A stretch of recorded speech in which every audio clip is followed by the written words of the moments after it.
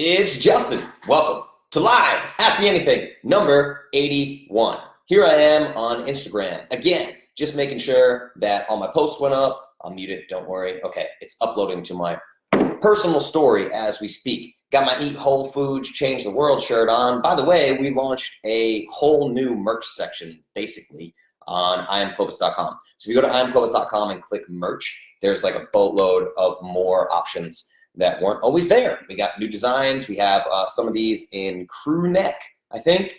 I have Eat Whole Foods, Change the World in crew necks now. A couple cool little Clovis designs on there for merchandise, so go check that out. What's up, everybody? Welcome to AMA number 81. Click the happy button, click the love button, click the heart button, click the smiley face button, click the angry face if you're angry. I don't know, maybe you had a rough day. Click whatever emoji you want to click. Just give me some engagement. That would really help get people into this room. Tag your friends if you want to see them in here. Click the share button. For sure, click the share button and send people directly to this page and make sure that they see this video. All right, now that that is posted, I'm going to put this bad boy in airplane mode so I cannot be disturbed, okay? So this is AMA number 81, a few things that I want to talk about. What's up, Judy? What's up, Christine? What's up, Jessica? What's up, everybody? Welcome to AMA 81. So feel free to hit me with your questions. You guys already did with ama.iamclovis.com. Your shirt feels smaller than I remember. ama.iamclovis.com. You asked me a bunch of great questions. I've been getting a lot of questions about specific things I want to talk about tonight. Two of those things being fitness and another one being blood glucose. This is happening obviously because if you follow me on Instagram.com/theclovisculture, or just go to your Instagram app and search @theclovisculture, then you can see all of my adventures with my continuous blood glucose monitor. Let's see if I can do this real quick. Yeah. Bam! There we go. Continuous blood glucose monitor. This is the Dexcom G6, and I love this thing. I'm like completely hooked on it. It's giving me fantastic data. It's been awesome, but it's obviously led to a lot of questions, a lot of confusion, and a boatload of Instagram messages, like more Instagram messages than I'm used to getting. I've been flooded all day since I've just been kind of tracking this thing. I put this on Sunday morning, and I've been tracking glucose since then and testing different foods and things like that. So we're gonna jump into blood glucose. Let me see what else I got here in my notes. We're gonna talk about the Dexcom and talk about different foods, some things that I'm working on behind the scenes that are just kind of some research-based projects because I'm a nerd. And also gonna be talking about some fitness stuff, because I think that's really important. I've talked about fitness a lot in the past, but generally speaking, I'm talking about fitness in terms of fat loss. And tonight I want to just kind of move outside of the realm of fitness for fat loss, which I have already debunked a million times over, where fitness just isn't really that great for fat loss. It doesn't really work that way, particularly without nutrition being part of it. So the fitness or fat loss thing, that's not really what I want to talk about. I want to talk about optimizing your fitness for you, for your lifestyle, for your life, not to compare yourself to others. So we'll start with that. And if you guys want to ask me any questions, ask me questions in the comments. Just shoot me some stuff right now and we can talk about it. I need some water. There's some wine over there too. I thought about cracking open. I made my local wine carrier start stocking the shelves with biodynamic wine. Boom, nailed it. Okay, so first things first, let's talk about this Dexcom thing. So I have this Dexcom continuous blood glucose monitor, and I have been testing specific foods against my own blood glucose. So the first thing I want to be clear about is, if you've been tracking me on Instagram and watching these responses that I have to blood glucose, responses that I have to food, my blood glucose response to foods, don't freak out, because first things first, you're not me. The reason why I'm doing this is to get clear, decisive data on myself, right? Because I can't go out and get this data from the rest of the world. I don't know how specific carbohydrates are going to impact me based on what somebody else says about how carbohydrates impacted them, right? There's people that need something like the carnivore diet because they have this outrageous autoimmune condition, like the Michaela Petersons or the Jordan Petersons of the world, where they have these like debilitating autoimmune conditions and they need something like carnivore. I don't really need that. So I've been experimenting with carnivore, and that's been really fun. I just love doing experiments. I really do. I've been doing experiments for years, biohacking and such. But I don't want you to freak out. So let me explain what I'm doing with this Dexcom, and then we can talk about what happened today and why some people really freaked out. So I'm basically on this mission of finding the perfect combination of nutrient density and lack of toxins in plant foods. So this is going to come in multiple stages. So I've actually behind the scenes hired a researcher who literally is just scanning scientific data, literature, research papers to find as much information as he can on plant toxins. Now, it turns out this is very hard to come by. There's not a lot of data in terms of plant toxins floating around out there. He's actually having a lot of trouble. So we know next to nothing about this is what I'm learning. And, there are guys like my friend Paul Saladino, who's amazing, who's out there talking about the dangers of plant toxins. Dave Asprey's talked about this for a long time, mold, mycotoxins, all these different things. Dr. Stephen Gundry put out work about lectins. Dr. Anthony Jay is talking about phytoestrogens and these isoflavones and things like that found in foods like soy, right? These really problematic things. But we really don't have that much data on plant toxins because everybody's just kind of been of the opinion that plant foods are wonderful for us, right? Like all doctors throughout all of time just been like, plant foods are wonderful. And we can get into why that is. It's all propaganda and politics, right? But I've still been on this quest to find the safest plant foods for myself. So this researcher is looking specifically into oxalates, tannins, phytates, and which these are some of the major players in terms of plant toxins. So he's out there researching for me. And what I found so far is this is just a very small list and we're still working hard, but it seems that avocados, asparagus, mushrooms, hemp seed, flaxseed, believe it or not. People talk about phytoestrogens and flax seeds, but those are lignans, which the human gut microbiome breaks down effortlessly. It's not like the isoflavones, which are also phytoestrogens found in soy. Soy is a completely different ballgame from flax seeds, right? So completely different kind of phytoestrogen. Radishes seem to be pretty safe. Beets seem to be pretty safe. Artichoke seems to be pretty safe. So there are these plant materials that are pretty safe. And I'm actually going to be testing some of the other really high glycemic index carbohydrates. Like tomorrow, I think I'm going to do a test on just plain white rice and see how that happens. See what that does to my blood glucose. And there's a reason for that too, right? So personally, I'm actually just looking for carbohydrate sources. I'm not really looking for the micronutrient density. Why? Because I eat plenty of animal proteins. I eat 4 ounces of grass-fed beef liver every day.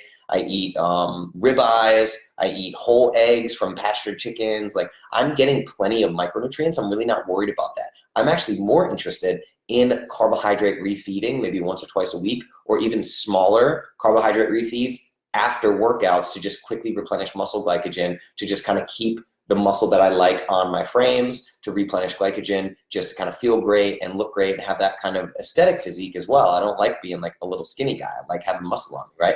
So I want to look into this, how I can optimize for muscle glycogen, but I want these plants to be safe for me. So what I do is, basically this was outlined in Rob Wolf's book, Wired to Eat. It's called the 7-day carb test. I'm going to do it for much more than 7 days. I'm going to test for 30 days, all sorts of different food. What I will do is I will eat 50 grams of net carbohydrates from one specific food source, and then I will wait 2 hours and I will measure my blood glucose levels in my Dexcom app. So this transmitter just links directly to my phone, tells me my blood glucose, and then I also test that against my Precision Extra with an actual blood draw from my finger. So I take the blood draw from my finger, calibrate my Dexcom app to make sure it's perfect data, and I just test these foods. So today I did 50 grams net carbs from organic sweet potatoes, and I ate those sweet potatoes on an empty stomach, and I waited 2 hours. 2 hours later, my blood glucose was at 154 on the blood draw and 140 on the Dexcom. So pretty close, a little bit off, honestly. I would have liked to have seen it closer. But that said, that's astronomically high. Way too high after 2 hours. I want to see my blood glucose below 115 after 2 hours, regardless of what the food is I'm eating. So that tells me my body does not respond well to sweet potatoes. But I started getting messages from people saying like, oh my God, I'm never going to eat sweet potatoes again. No. You're not me. I'm just sharing my data with you. I wish that every doctor would hook up a continuous blood glucose monitor to all of their patients. Medical mainstream could save billions of dollars on chronic disease if we just knew how these foods impact us. All people in America are running around blind. They have no idea how foods impact them. I want to know how foods impact me. What safe carbohydrate sources can I take in to refuel muscle glycogen after the intense workouts that I do to keep the amount of muscle on me that I enjoy having, right? That's what I'm trying to do. So it turns out sweet potatoes are not the best source for me. So I'm going to test white rice tomorrow. We'll see how white rice happens. But Rob was vocal about this when he wrote Wired to Eat. When he was doing the carb testing, he was also doing the carb testing alongside his wife, who seems to metabolize carbohydrates very, very well. So he would have, like, for instance, he could eat white rice, let's say, and be at 200, have 200 blood glucose, that's basically diabetic levels, and then his wife would be at like 90, like sitting pretty, didn't affect her at all, right? So the blood glucose response and the insulin response to different foods is different for each and every person. This is just individuality. This is why I talk so much about custom nutrition plans. I get you custom nutrition plans because you're different. You're all little snowflakes. We're all little snowflakes, right? So I'm trying to find my best carbohydrate sources. Now, the other reason why I'm doing this, and this is the biggest piece for me, sorry, this chair I'm on is very creaky, but this is the biggest piece for me, is quality of life. So, as you know, I've been experimenting with carnivore. The biggest thing that I have found that is problematic for me is I don't want to be the boy in the bubble. You know, you ever see the movie with Jake Gyllenhaal? It's hilarious, ridiculous movie, but yeah, Boy in the Bubble was great. So I don't want to be that guy. If you guys will remember this, if you got a custom nutrition plan from me, you come to me if you were eating a standard American diet, drinking soda, eating bread, sandwiches, processed foods, junk foods, all this kind of things, and you remove them for the first 30 days, and then on day 31, you try to reintroduce them. You try to like drink a beer and eat some pizza. And I get these messages like, Justin, I was literally in bed for 2 days. It was like someone tried to kill me. It was like I had the worst hangover of my life from eating a slice of pizza and drinking some beer, right? Now, that's kind of a bummer, but I love that it happened. And it's a good lesson learned. It's like touching a hot stove, because pizza and beer do not belong in your system ever, because they're not food. They don't exist in nature. But what I have found with the very, very small amount of diversity that you're getting, even on a nose-to-tail carnivore diet, is that all of a sudden you may start having these random responses to foods that are normally perfectly fine. Like you'll eat broccoli, let's say, and sure, some people have problems with oxalates, whatever. But for the most part, humans should be able to eat broccoli. Then you eat broccoli and you end up in the bathroom, or you have a glass of wine, even biodynamic wine, and you end up in the bathroom, or you have some sweet potatoes or some almond butter or whatever it might be, or some dark chocolate or something that you just want to have in your life. There are things that I want in my life. I want almond butter in my life, Barney butter. I love it. I want dark chocolate, 85% and above. I want that in my life. I want biodynamic coffee in my life. I want biodynamic wine in my life. When I go out to restaurants, I might even get a charcuterie board with cheese on it, right? But I want to look for like raw milk or sheep's milk or goat's milk. If there's anything that any of my Nashville friends know about me, it's that I like to go out with really good wine, and I will bring my own wine to the restaurant, by the way. I like to go out with really good wine, biodynamic wine. I like to get charcuterie boards, and I love tapas. This is my favorite tapas restaurant in Nashville. I like to go there, get a bunch of small plates, get a bunch of good friends around the table, really good conversation, have that community for 3 hours. I like to sit there for 3 hours and pick on mostly meat and some, cured sausage or some jamon, some pork, right? Some cheeses, all these things. I like to have these really long conversations at a restaurant with some wine and some great food, some great conversation. I love that. That's community with family and community. Super important. I think it's one of the core pillars of longevity and anti-aging, and the blue zones actually back me up on that. So I think that's really important. I cannot think of a diet more socially isolating than a strict carnivore diet. I understand all the science behind it. I understand all the micronutrients. I understand the cholesterol impacts behind it. I get all of it. I'm on board with carnivore. I know why people do it. I get it. I think a lot of people need to do it, right?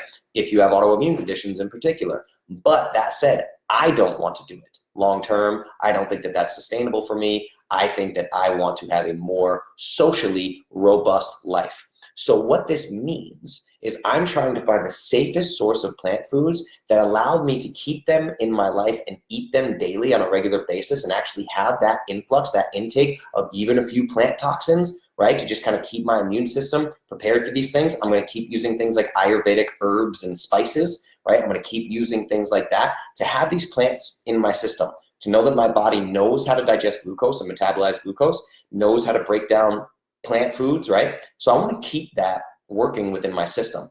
Now, 90% of the time, I want to be on my Clovis protocol with my safest sources of carbohydrates, which is what I'm trying to figure out right now, so that the other 10% of the time, I don't have to worry at all. If someone's ever in town from the Clovis Academy and they want to go get some tapas and some wine, I will go with you. And we will have a fantastic time, and I'm not going to worry about Clovis approved foods, this, that. I'm never going to go crazy. I'm not going to eat sandwiches and eat a bunch of bread and oil, and I'm not going to do that. Like my desserts with my family on family Sundays are still going to be paleo desserts, Clovis desserts from the cookbook, keto-friendly desserts, right? 85% and above dark chocolate, biodynamic wine. I'm still going to make really good choices. All my meat in my house is grass-fed, all these things, right?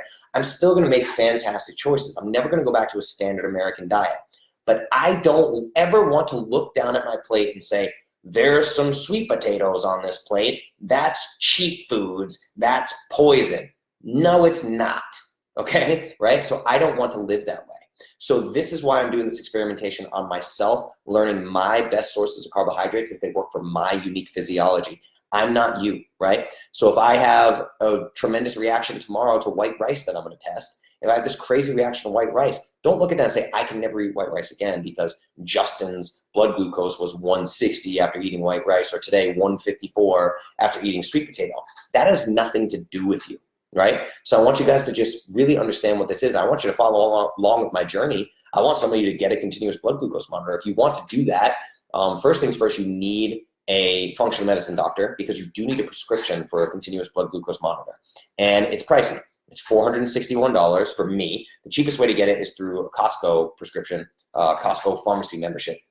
Now it's $461 even through Costco for me to track these foods for the next 30 days. That's just for 30 days. So you have to spend literally over $400 every 30 days to just live with a continuous blood glucose monitor on you. So probably not very cost effective, but in 30 days, think of the amount of foods you could test. I mean, I have no problem going off the Clovis protocol or going off the foods list or whatever. Like, I'm probably going to test some, well, I'll probably stay within Clovis approved foods. White rice is probably the only one that I'll do that's not Clovis approved, but I might try some blueberries or some blackberries, or I might even try banana, because I think banana is kind of a useless sugary food, but I want to see how that works. I'm literally going to drink dextrose in water and see how straight sugar acts in my system, just so I can use that as a comparison model. You know what I mean? I've tried almond butter. I've tried paleo powder. I've tested paleo powder multiple times. No crazy blood glucose response. I didn't even go over 102, which is fantastic. Then I tested caffeine. Cup of coffee, I seem to be fine. Later in the day, a 12-ounce cold brew coffee with an added shot of espresso, through the roof caffeine, probably 400 to 500 milligrams of caffeine, right? Boom, my blood glucose shot up to like 115, which isn't terrible, but that's not even food, that's just liquid, right? So that means I had a cortisol release, means I had an insulin spike, means that gluconeogenesis probably happened just because of the stress in the body that that caffeine did. So I love tracking this stuff, I love nerding out, but I don't want any of you guys to freak out based on what I'm doing. So I hope that makes sense. That's basically what I'm doing with this continuous blood glucose monitor. Now, if you want to do this yourself, I highly recommend you pick up the book Wired to Eat by Rob Wolf. And I was just talking to some people about this on Instagram. Pick up the book Wired to Eat by Rob Wolf, because you can do the same thing just with a little precision extra blood glucose monitor where you do the finger pricks, and you don't need a prescription for that. You just go on Amazon and get a precision extra. That's it. Now the precision extra also you can get ketone strips as well. So you can test your blood ketone levels, and you can test blood glucose, which is really cool. It's an awesome little contraption, super cheap. I think it's like 40 bucks or something like that. It's really not a big deal. Then get some blood glucose strips and just test. Eat a meal, don't go combining stuff, right? A lot of people have said this to me, and I want to clear this up. A lot of people hit me up on Instagram and said, well, the sweet potatoes only spiked your glucose like that because you didn't eat it with fat. You need to, melt some butter in the pan and add some coconut oil or smother this thing in fat or whatever. I need you guys to understand that the combination of fat and glucose is about the worst thing you can do for your body. You virtually never want to do that. So there's this myth going around where people hear, oh, well, if you eat it with healthy fats, it slows the digestion in the system, and therefore the blood glucose spike is not as bad. Yes, that's true. Fats in your stomach can slow the digestive process. It's the same way people talk about fiber and fruit. Well, it slows the absorption of the glucose because your body has to break down that fiber. It slows down the metabolism, right? That doesn't really matter. I need you guys to understand this. If you're taking in 50 grams of net carbohydrates from sweet potatoes, whether you add 2 tablespoons of butter to that or not, you're still getting 50 grams of net carbohydrates from sweet potato that is going to be broken down as glucose, period. So stop thinking this way. Like, if I add a bunch of butter to my sweet potato and it slows down that blood glucose spike, that doesn't mean that's a healthy food for me. It means that I went from injecting a needle and shoving it into my veins to a slow IV drip of glucose. I just slowed down the glucose going into the system. I'm still getting that glucose load in my system. That's why glycemic load can be a much more important measure than glycemic index, which is just that initial spike. You guys really need to think about this stuff logically. There's a lot of people running around with blood glucose data that are just like, oh, just add a bunch of healthy fats or add a bunch of fiber and it slows down the glycemic response. That I really don't like that approach. I don't like that approach to health and wellness. So I just want to warn you guys about that. If you ever heard anybody say that, like just add a bunch of healthy fat, right? Don't do that. You don't want to do that, okay?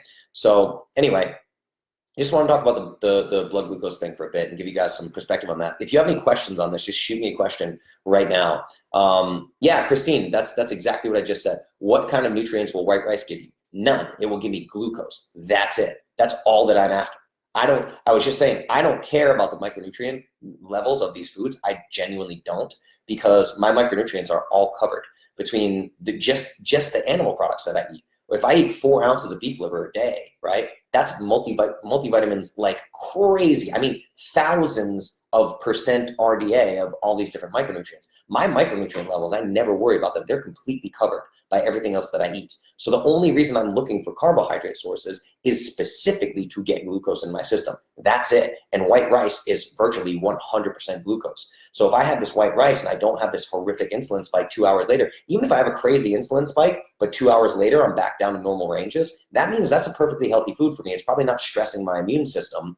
And I'm getting that bolus of glucose, which is actually what I'm looking for. I'm trying to replenish glycogen stores very quickly. That's what I want to do. So I don't really care about the nutrients. That's the thing. I don't care about the micronutrients. I care about the nutrients of the macronutrients of carbohydrate. That's what I'm looking for, right?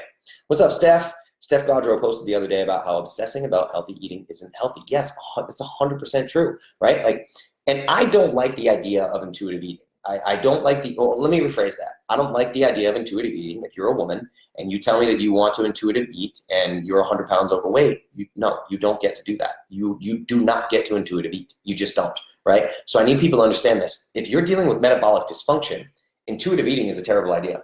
If you come to me and you're 10% body fat, like you're a dude, it's 10% body fat and shredded 6-pack abs, and you're like, dude, sometimes I just crave some dark chocolate, or sometimes I crave some white rice or some sweet potatoes, and when my body tells me that, I just listen and I eat it. Yeah, you can probably intuitive eat. You might not be dealing with metabolic dysfunction, right? But if you're obese, dealing with hormonal imbalances, micronutrient deficiencies, you can't trust your intuition. So that's why we track, and Rob Wolf and I talked about this. It's kind of like finances. If you are in tremendous credit card debt, you don't say, I'm going to fix the credit card debt by only charging 65% of all my purchases on my credit card from now on. You don't do that. That's no. You have to start at square one, blank canvas. You have to learn, unlearn, relearn. That's really important, right? But the goal is to get to a place where we don't track anything. I almost never track macronutrients unless I'm doing some kind of crazy experiment, like a mass gains experiment, or I'm really trying to shed body fat, or this here, where the only thing I measured today was just that I wanted 50 grams net carbohydrates from sweet potatoes, which is right around 10 ounces of sweet potatoes. So I had to measure that out just to make sure I was getting the right load of carbohydrates. But yeah, to answer the question about nutrients, no, I'm not worried about micronutrients. I just want, oh no, brown rice is horrific. Go watch the lectins and leaky gut. Brown rice is terrible. I hate that anybody ever introduced brown rice as a health food. It will destroy the lining of your gut. It will cause leaky gut, literally. Everybody says, well, look at the Okinawans in Japan. They eat rice. Yeah, always white. You will never catch them caught dead eating brown rice. They won't do it. Brown rice is not a health food, not at all, right? So go watch the episode Lectins and Leaky Gut. Back to basics, Lectins and Leaky Gut. I think it's AMA number 24, I want to say. I could be wrong about that. I'm not sure. But that's super important. Me either. You're too broken metabolically and too tuned in to emotional eating. Yeah, exactly. A lot of people have emotional eating and all these kinds of problems, right? So you just can't trust your intuition when it comes to eating. But Paul Chek is pretty much cream of the crop in my opinion in terms of intuitive eating, but he's a little woo-woo for people. He's not woo-woo for me. I love the guy. He's amazing. But yeah, he's into like some out there stuff. He's super spiritual, but he's old and ripped to shreds and has a Chek Institute and has trained all sorts of people in health and wellness. The guy's incredible. So he's got about the only approach to intuitive eating that I agree with, but he says the same thing. If you're metabolically broken, your body is going to lie to you, period. So you can't do the intuitive eating thing. So sometimes you do need to focus on eating healthy. Like Steph, you had to relearn how to eat healthy when you found Clovis. I know that for a fact. I know your story. I've communicated with you at length, right? When you got here, you didn't really know what you were doing, just like anybody else, right? They didn't really know what they were doing before they got to Clovis. Clovis teaches them, then they learn. Now you can start heading down a path towards intuitive eating. That's really cool. But again, the carnivore thing, I think a lot of people switch to carnivore, and the next thing they know, they're eating broccoli and feeling like they're cheating and feeling guilty. It's like, okay, listen, you need to calm down with that shit, okay? Like really, it's just, yeah, I mean, you can be, Paul Saladino, he's the carnivore MD, right? He's eating strict carnivore for a reason. He believes in it, yes, but he's literally the carnivore MD. I want you to think about that. That's now his brand, right? I love Paul. He's an amazing guy. He's a friend. He's my doctor. He's awesome, right? Incredible guy. So I just want you to understand why he does the things that he does, right? And this goes back to fitness as well. So we're going to talk about fitness here in a second. But the other reason why I love this whole blood glucose thing is because as I literally hired a researcher whose only job was to go out and scour scientific literature and find me data on plant toxins. And he's having a hell of a time doing it. And this is what he does for a living. He's like, dude, there's just not a lot of data out there, right? So this means that I'm now on the cutting edge of something as a citizen scientist. Really, this is citizen science. N equals 1, anecdotal experiments that we do on ourselves, right? So we can actually go and teach the healthcare professionals, honestly. But what's happening here is I feel like I'm on the cutting edge of something. I'm exploring something that other people haven't explored. I'm going to drop some charts and graphics for you guys on plant toxins and plants that other people don't have. That's awesome. That's super exciting. It lights me on fire. It gets me out of bed in the morning. I love this kind of stuff. I just love being involved in this kind of data and science, right? It's fantastic. So what else we got here? Stop with the guilt. Amen, Judy. Stop with the guilt, right? Everybody, Judy's podcast is out, by the way, on the Clovis Culture. Judy Ellington's Clovis Client Testimony Podcast. It's fantastic. I love that conversation. Thank you, Judy. That was awesome. All right, so let's dive into this here. The other thing I wanted to talk about, now, again, if you have questions about blood glucose or any of these things, just leave them here. Answer the questions. You can leave your comments here. Let's really get these comments going. I like to get more comments on these AMAs because it just leads to the best conversations. When I go back and listen to these, Jackie helps me with show notes. Like when we look at the show notes and stuff, I just found that the best organic content that comes out of these is when you guys are asking questions in the comments. So if anything's popping in your brain right now, just pop it in the questions, in the comments, ask me these questions right now so we can have some genuine conversations. I want to communicate with you guys right here and now. But I do want to talk about this fitness thing. So when it comes to fitness, I need you guys to understand this. And this is the same thing that Steph just said. Steph just said about Steph Gaudreau based on the obsessing over healthy eating is not healthy, right? It's absolutely not. The same thing goes for fitness. There are so many people that just are in this guilt and shame cycle with fitness, and it literally makes me want to throw up. It makes me crazy. So what we're going to start with here, first and foremost, is I need you to look me in the eyes. I know this is virtual, but I need you to look me in the eyes and understand that you are exactly perfect, exactly the way you are right now. You are exactly perfect at the exact level of physical fitness capacity that you have right now. It is perfect, okay? Your body's perfect right where it's at. That doesn't mean we don't want to improve it. We can always get better. That's great. Improvement should always be a goal. But you guys need to stop comparing yourself to people that you see on the internet. You need to stop comparing yourself to athletes. You need to stop comparing yourself to influencers, Instagram booty models, Muscle and Fitness magazine cover six-pack steroid users. You guys have to stop this. Stop comparing yourself to the CrossFitters. Stop comparing yourself to the powerlifters. Stop comparing yourself to whoever you're comparing yourself to. You need to understand that the Clovis Manifesto says wherever I am right now is exactly where I'm supposed to be. That is true if all you can do physical fitness-wise is walk to your mailbox. It's still true that wherever you are right now is exactly where you're supposed to be on your journey, even if that is all you can do right now. So what I actually want to talk about here is sets and reps and all these programs, Beachbody, 80-day obsession, P90X, blah, blah, bullshit, right? We need to talk about this stuff because what you need to understand is there is no science behind these programs, none whatsoever. I could build a fitness protocol, I could film it in a fitness dance studio, and I could release it on DVD with my own money tomorrow on Amazon. I could literally do that without any scientific data whatsoever. The same way where before Clovis, you might have thought that the dietary guidelines from the government had any kind of science behind them, like the food pyramid or my plate or anything like that.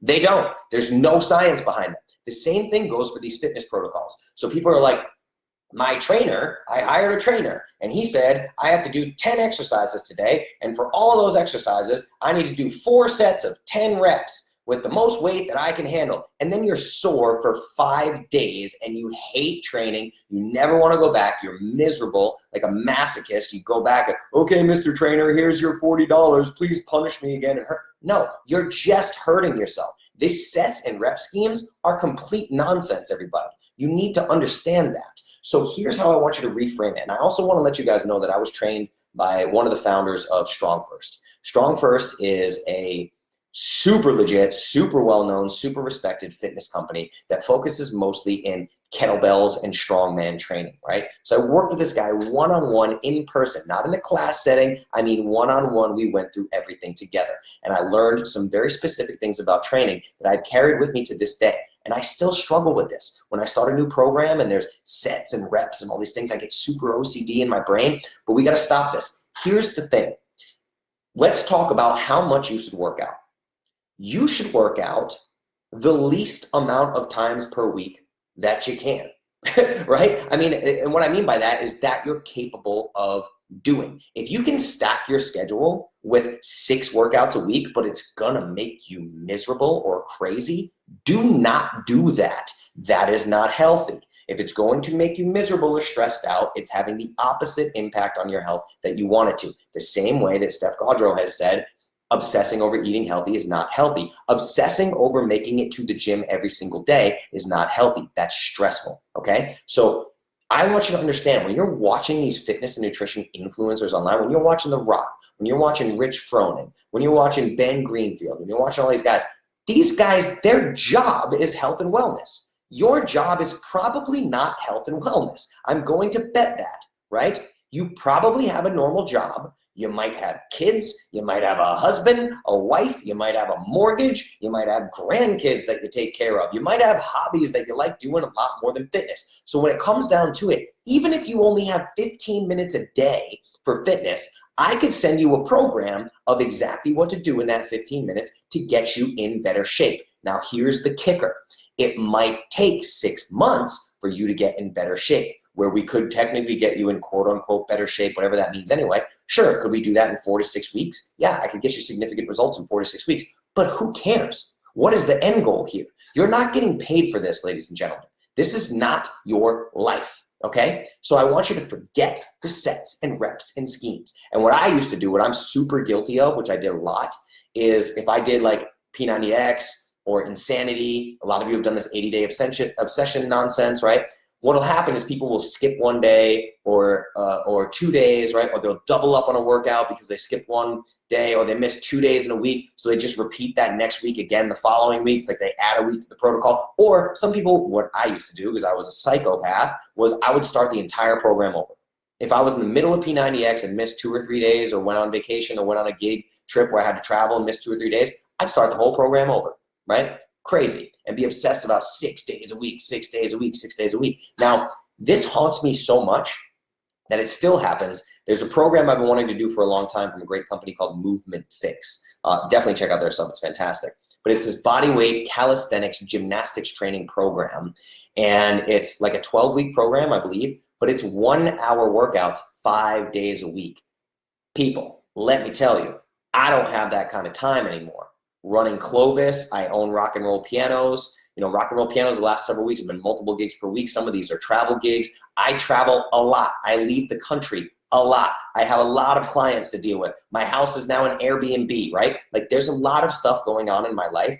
I do not have time to do an hour-long workout 5 days a week, I assure you. So my crazy little lizard brain was going back and forth going, I'm not even gonna start this program. If I can't give it 110%, if I can't do an hour a day, 5 days a week, I'm not even gonna start this program. Then what happened that I'm gonna gloss over really quickly and nonchalantly is I had a session with some very special plants that are found in nature recently. And these plants revealed to me how ridiculous my bullshit OCD obsession is. And I want to stop doing that. So I have vowed to stop doing that in my life. So what happened was I signed up for the Movement Fix program, and I bought it, spent the money, got the Movement Fix program, and in the last 10 days, I've had time for exactly 3 of those 1 hour workouts. I did one today, and it was wonderful, right? So 3 hour-long workouts. I'm supposed to have done, at 10 days, I'm supposed to have done probably 6 or 7 workouts by now, right? And I have done 3. And I don't feel bad about it. And the other days where I just didn't have time to get anything done, some of those days I did 5 minutes of yoga, and that was my only activity for the day, right? Or I sat in the sauna for 15 to 20 minutes. That's my only kind of little biohacking stress in the body that day. If I don't have time, I don't have time, right? So think about like P90X. If you sign up for P90X, I don't actually have a problem with P90X. I have a problem with P90X being 90 days, 6 days a week. That is stupid. For virtually all of you, that is stupid. Don't do it, right? That is not good for you. But what if you signed up for P90X and you did 3 workouts a week with full rest days in between, and you just turned it into P180X and made your own program? Hooray! Why do we get so caught up in the scheduling, right? So that's the thing, is think about your schedule. What works for you? If you can only train twice a week, train twice a week. That's it. If training 5 days a week is so stressful that you hate your life and you're snapping at your kids and snapping at your husband or wife, why would you do that? It doesn't make sense. You are not a bodybuilder. Ladies and gentlemen, you are not professional athletes, okay? I hate to be the one to tell you that. I'm a 5'8" white guy. Sure, I can deadlift a lot of weight. I'm not a professional athlete. I assure you, I'm not a professional athlete. Nothing even remotely close to that, right? I just happen to like fitness, but I don't get paid for it. You guys would listen to my nutrition advice whether I did fitness or not, because I cut 100 pounds off of you, right? I've worked with over 1,000 people. I've cut thousands of pounds of fat off this planet just with my brain, not with my pecs, right? You guys don't, sure, do you want me to be fat? No, you don't want me to be fat because you probably wouldn't take advice from me. But you take my nutrition advice whether I can deadlift 450 pounds or not. It doesn't matter. I'm not getting paid for my fitness, right? I do this because I love it. So this Movement Fix program is 12 weeks. Guess what? It might take me 6 months to get through.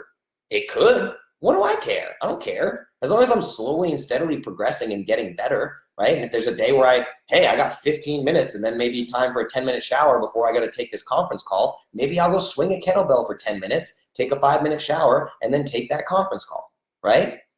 Do this according to your life, everybody, your life and what you want, what fits with your schedule. Now, the other thing I want to talk about is sets and reps. These are arbitrary, okay? These are arbitrary. There is no science behind them. I know that a lot of you go to the gym and you like to do 4 sets of 10 squats and you like to do 4 sets of 10 reps of bicep curls. I assure you, you have no clue why you're doing that, and the person that developed that program for you has no reason why you're doing that. Somebody parroted it to them, and they parroted it to you. That's what's happening. Here's how I wish things worked, and this is how Strong First taught me. If you're swinging kettlebell, let's say, and you say, I want to do 100 reps of kettlebells, swings, right? So let's say you're on rep number 10. A few things are going to happen. This will happen. You're going to start making a face, and you're going to start doing tiny little breath holds. You're going to start grunting. You're going to start gritting your teeth, and you might start perspiring, right? And then you might breathe out, and you might have shortness of breath or have trouble catching your breath. And then all of a sudden, where you were doing straight, perfect 2-arm kettlebell swings, now there's a little bit of a release. Oh, your back muscles are kind of giving out. Your abs are kind of giving out. Now you're starting to sacrifice form. Guess what? You're done. I don't care if you're on rep 11 and you wanted to get 100. You're done with that set. Understand that. This is why counting reps is stupid, okay? It doesn't mean anything. If you're going for 10 reps on an exercise and at rep number 4, your form starts to break down, you're done with that set. Stop. Rest. Rest 90 seconds, rest 3 minutes, whatever it takes, and then try another set. Now on the next set, your form might break down on rep number 2 because you're tired. Your form is broken down. That set is done. Rest again. If you get to the point where you can't get a single rep out without having bad form, you're done with that exercise. Move along, right? It doesn't matter that the meathead personal trainer said you have to do 4 sets of 10. I don't care what that guy said. It doesn't matter, right?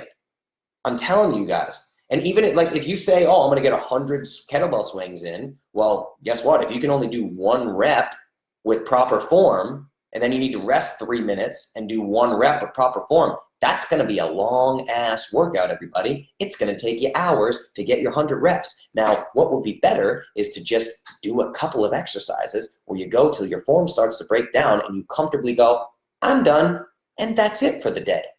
It doesn't matter. It might have been 2 sets. It might have been 6 sets, and you don't even need to count reps. You just wait until the form starts to break down, and then you're done. That's what's best for you. For some people, walking to the mailbox is their only rep of fitness for the day. That's all that they can handle. They'll come back inside. They'll be winded and need to sit down. They're done for the day. That's their workout. And it doesn't matter that The Rock is in the gym for 4 hours. That person shouldn't be comparing themselves to The Rock. They shouldn't be comparing themselves to anybody. That's what I love about the strong first mentality. And the other thing I love about the strong first mentality is you never test 1 rep maxes. You only ever go to maybe 70%, which is like a 5 rep max, right? Because if my 70% is getting better, logically, common sense, my 100% max is getting better. If my 70% is here and my 100% is here, as my 70% grows, my 100% gets pushed further and further out. It's getting better and better and better along with the 70%. That's just how things work, everybody. This idea of punishment and no pain, no gain, and no days off, and bodybuilding splits, Mondays, chest and biceps, Tuesdays, back and triceps, Wednesdays, legs and abs, right? Your body doesn't care about your schedule. It doesn't care what day of the week it is. Sometimes it's going to feel crappy. I talk about this all the time, okay? So I want you guys to be smart about these sets and reps. This is super, super important. Do what you can. You might kneel down and do kneeling assisted push-ups and do 3 and be covered in sweat and huffing and puffing, and you might be done for the day, okay? That might be where you're at. That is beautiful. You are doing something that is good for your body. You are forcing your body to adapt to a stressor that it's not used to, an acute, healthy stressor, right? If you overdo it with overtraining, you are doing the exact opposite of what you should be doing, and you need to understand that.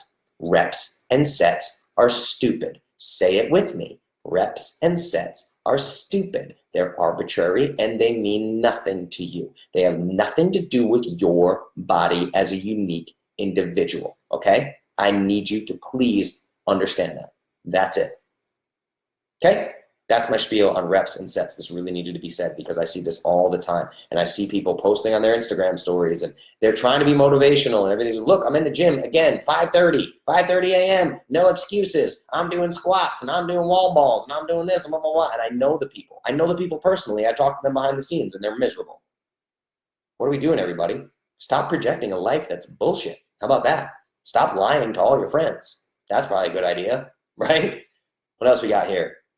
Yes, so much money I've wasted on programs, unable to do it perfectly, only to quit and feel like straight up garbage about myself. Exactly. You feel like straight up garbage. Peanut, who in the world has time for 90-minute workouts 6 days a week? Are you kidding me? There's virtually nothing in the world you can get me to do for 90 minutes a day, 6 days a week, unless you're paying me a tremendous amount of money. Ladies and gentlemen, I'm a professional musician. If you hire me for 3 hours, it's going to be expensive. It's going to be more expensive than you think it would be. And I would tell you what I get for 3 hours, and you would go, holy shit, that's a lot of money for you to play music for 3 hours, okay? You're not gonna get me to do 90 minutes, 6 days a week of anything, let alone listen to Tony Horton and his fake smile scream at me for 90 minutes, right? Okay? So you guys got to understand that.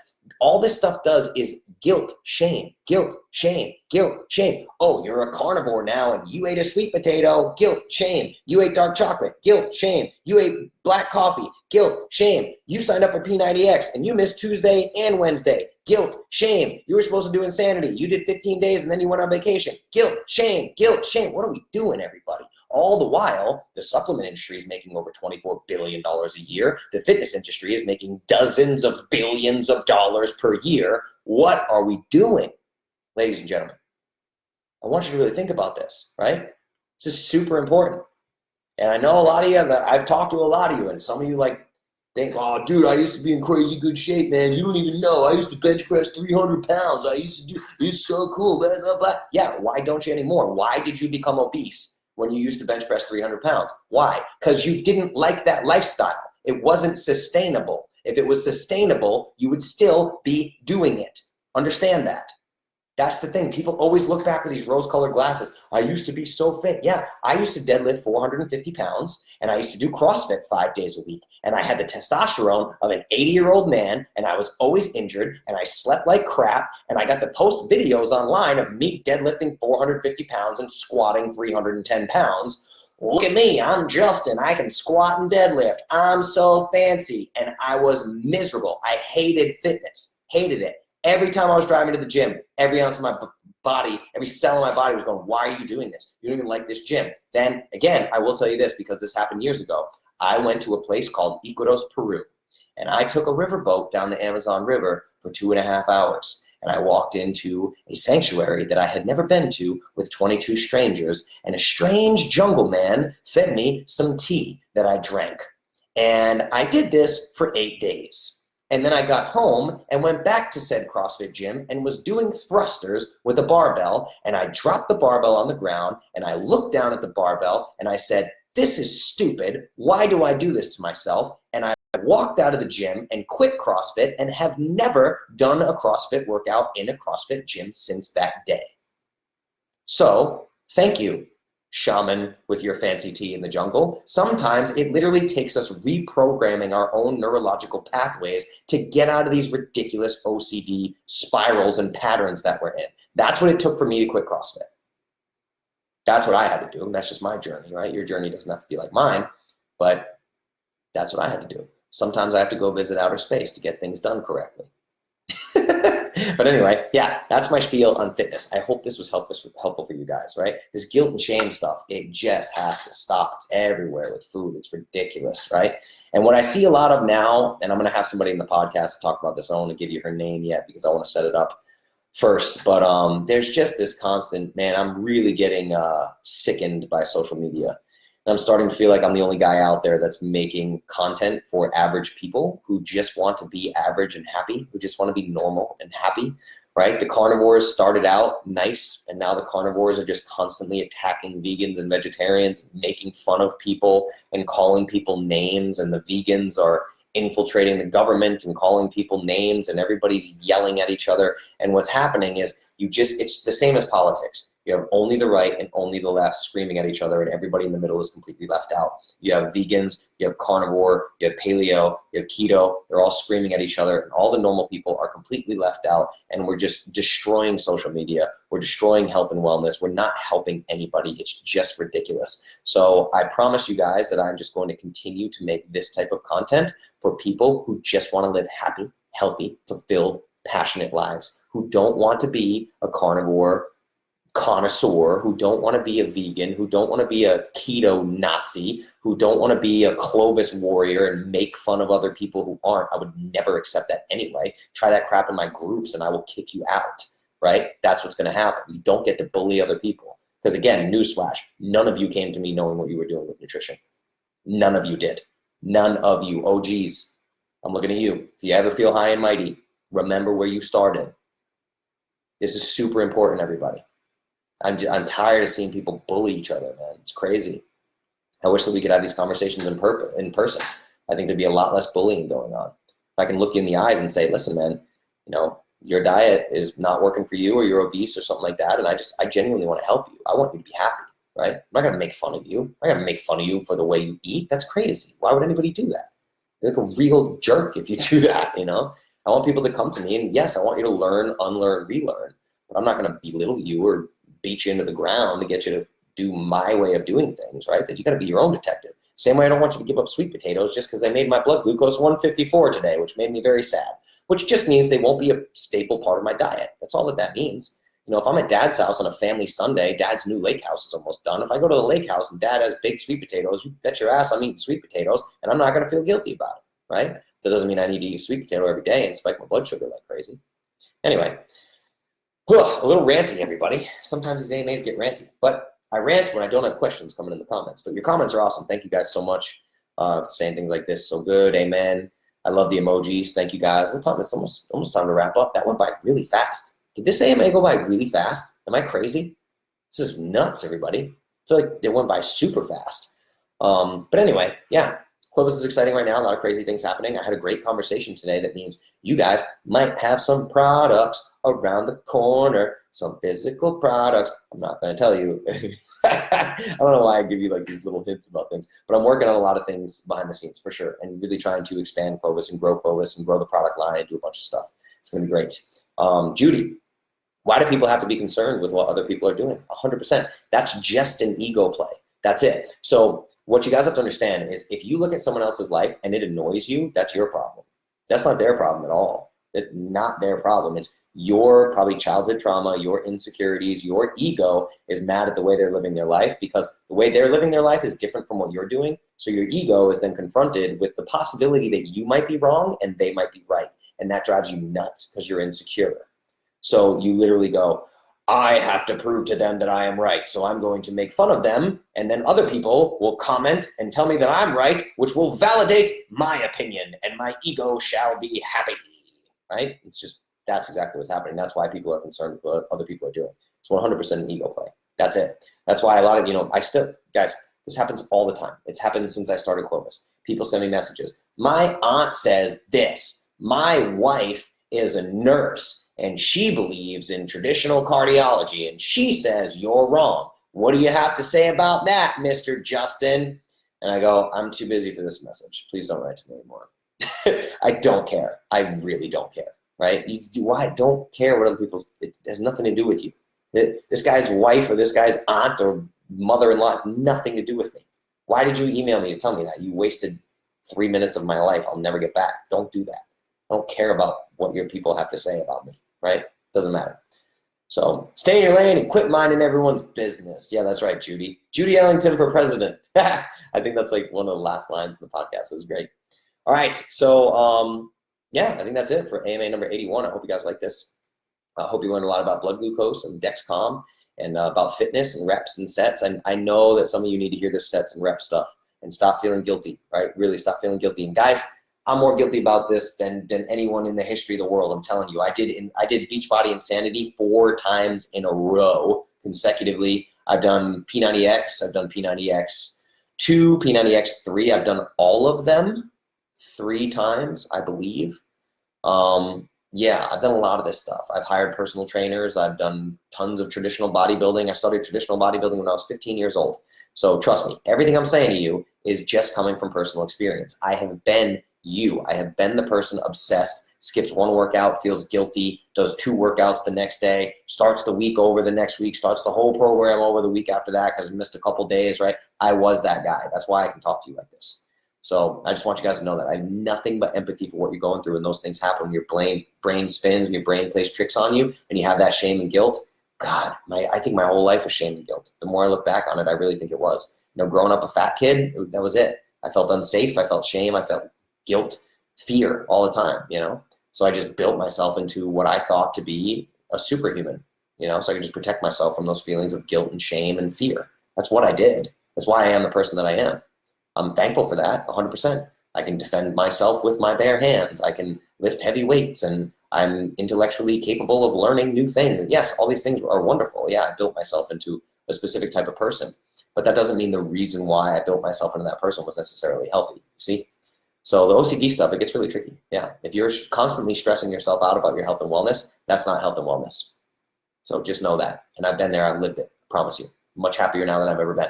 So I think that's it, everybody. Jeff, just do you. Yes. I think it's probably usually Artina, isn't it? It's probably not usually Jeff, right? You got one of those shared Facebook things going on. I think it's Artina. All right. Anyway, guys, this is AMA number 81. Hope you liked it. It'll be out as a podcast tomorrow, the Clovis Culture Podcast. Go check out the Clovis Culture Podcast with Judy Ellington. The show notes are at clovis.show/Judy. Clovis.show/Judy. Again, go to imclovis.com. Check out the new merch section. There is new merchandise up in the store. So very, very cool stuff. You can check that out. And new products just around the corner. New programs, new Clovis programs just around the corner that you can partake in and your friends and family can partake in. And lots of new stuff coming up. I know I've been saying that for a while, but behind the scenes, these things really take a lot of time, like all day, every day. So I'm working on it and it'll happen. So I love you guys. Thank you so much for being here. Thank you for AMA number 81. I hope you enjoyed it. And remember, you are exactly perfect right where you are right now. You can strive for improvement. That's totally cool. I'm always happy with personal development, self-growth, and improvement. But don't do it from a place of fear or guilt or shame. Just don't, okay? Wherever you are right now is exactly where you're supposed to be. So both with a glass of vino. So glad you guys are watching. That's awesome. All right. Thank you, guys. Have an amazing night. Turn off the screens, as I tell you. Get your blue blockers on. If you don't have them, get them from I Am Clovis. And yeah, turn off screens and get some deep sleep. All right, guys. I'll talk to you tomorrow in the Facebook groups. Okay? Good night. Bye.